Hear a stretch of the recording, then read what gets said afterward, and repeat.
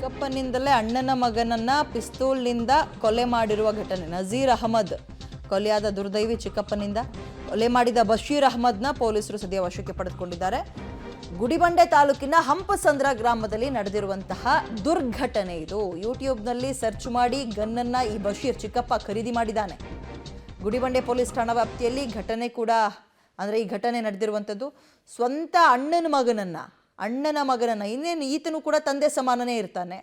But ಹೆಂಗೆ ಈ ಪಿಸ್ತೂಲ್ ಎಲ್ಲಿ ಹುಡುಕ್ಬೇಕು, ಯಾವ ಅಂಗಡಿಗೆ ಹೋಗ್ಬೇಕು, ಎಲ್ಲಿ ಸಿಗತ್ತೆ ಅಂತೆಲ್ಲ ಯೂಟ್ಯೂಬ್ ಸರ್ಚ್ ಮಾಡಿ, ಗೂಗಲ್ ಸರ್ಚ್ ಮಾಡಿ ತಗೊಂಡು ಕೊಂದು ಹಾಕ್ಬಿಟ್ಟಿದ್ದಾರೆ ಅತ್ತಾಗಿ.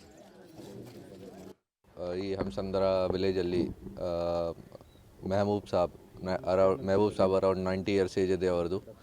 ಅವರು ಟೋಟಲ್ 4 ಸಿಬ್ಲಿಂಗ್ಸ್ ಇದ್ದಾರೆ.